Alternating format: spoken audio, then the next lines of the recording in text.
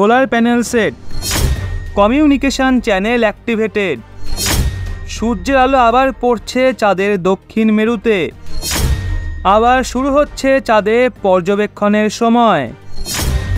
সেই জন্য সময় নষ্ট না করেই যোগাযোগের চেষ্টায় রয়েছে ইসরো।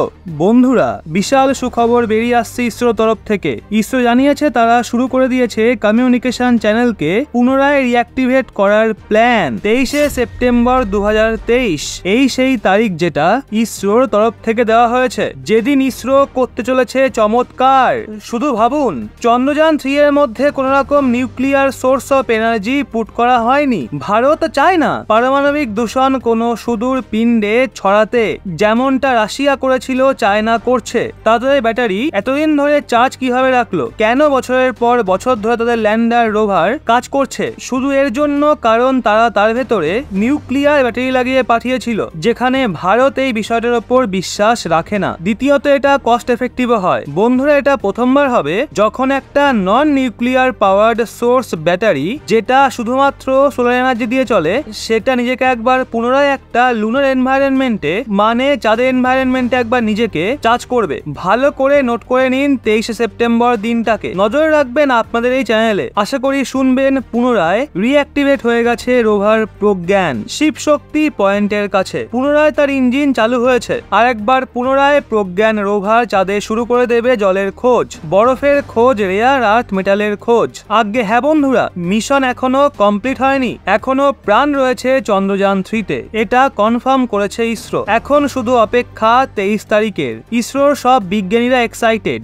যখন 23 তারিখে চাঁদে আলো ফুটবে, সূর্যের রোশনি কিছু ঘন্টা পড়বে, সোলার প্যানেল অ্যাক্টিভেট রয়েছে। সোলার প্যানেলকেও ডিরেকশনে রাখা হয়েছে যে যখন সূর্যের আলো পড়বে তখন সোজা সোলার প্যানেলে পড়বে। দ্রুত সূর্যের আলো দিয়ে এনার্জি প্রডিউস হয়ে গেলেই দ্রুত অ্যাক্টিভেট হয়ে যাবে রোভার প্রজ্ঞান এবং ল্যান্ডার বিক্রম চাঁদের মাটিতে। পুনরায় চলতে শুরু করবে মিশন চন্দ্রযান 3, ওই অধরা রহস্যের সমাধান করার জন্য যে চাঁদে কি জীবনযাপন করা সম্ভব, চাঁদে কি ভবিষ্যতে কলোনি স্থাপন করা যাবে। যখন গোটা দুনিয়া যুদ্ধ এবং জিও পলিটিক্সে লিপ্ত, আর্মেনিয়া এবং আজারবাইজানের মধ্যেও যুদ্ধের মতো সিচুয়েশন তৈরি হয়েছে, রাশিয়া ইউক্রেনের মধ্যে ঝামেলা চলছে, এর মাঝে ভারতই এমন একমাত্র দেশ যে সমস্ত দেশকে ডেকে G20-র মতো সামিটে বাসুদেবা কুটুম্বাকম, one earth one planet one ফ্যামিলির বার্তা ছড়াচ্ছে। সেই সঙ্গে বিজ্ঞান এবং প্রযুক্তিতেও দিশা দেখাচ্ছে। বন্ধুরা, এবার আমাদের সঙ্গে সরাসরি যুক্ত হতে পারেন হোয়াটসঅ্যাপে। ভিডিওর সমস্ত আপডেট আগে থেকে ওখানে পেয়ে যাবেন।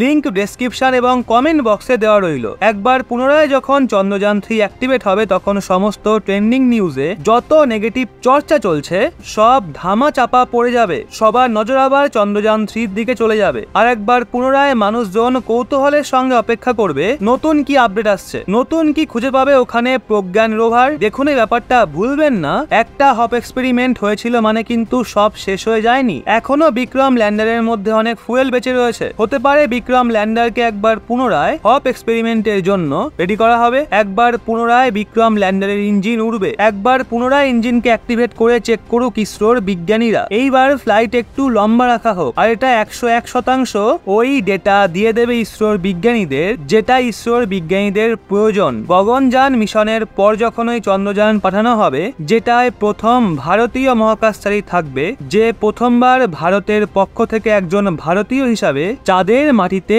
পা রাখবে, মানুষকে চাঁদে পাঠিয়ে দিতে ভারত পারবে। কিন্তু তাকে পৃথিবীতে ফিরিয়ে আনার জন্য আমাদের সেই অভিজ্ঞতা থাকা উচিত যে ওখানে নামার পর ল্যান্ডারকে পুনরায় চাঁদের গ্র্যাভিটির এগেনস্টে রকেট প্রপালশন করে মহাকাশে গিয়ে পৃথিবীতে ফিরিয়ে নিয়ে আসা যায়। পৃথিবীর অরবিটের কোর্সে সেটাকে পাঠানো যায় এবং সেখান থেকে সোজা পৃথিবীতে ল্যান্ড করানো যায়। এই ইনফরমেশনের জন্য, এক্সপিরিয়েন্সের জন্য আমাদের প্রয়োজন একটা আরো বড় লম্বা হপ এক্সপেরিমেন্ট। এবং ডেফিনেটলি ইসরোর বিজ্ঞানীরা আরো একটা হপ এক্সপেরিমেন্ট অবশ্যই করবে। যখনই 23শে সেপ্টেম্বর আসবে, তার সমস্ত ফাংশন অ্যাক্টিভেট হয়ে যাবে। দ্রুত সেটার হেলথ চেক আপ করা হবে, প্রজ্ঞানের হেলথ চেক আপ করা হবে, বিক্রম ল্যান্ডারের হেলথ চেক আপ করা হবে। দেখা হবে এটার কতদিন সহ্য করতে পারে লুনার নাইটকে। আমরা সবাই জানি লুনার এনভায়রনমেন্ট অন্যরকম হয়। রাতে ওখানকার তাপমাত্রা -150-200 ডিগ্রিতে চলে যায় এবং সকালে তাপমাত্রা 100-150 ডিগ্রিতে পৌঁছায়। এমন সিচুয়েশনে যদি চন্দ্রযান 3 এর এই মেশিনারিজ গুলো কাজ করতে থাকে,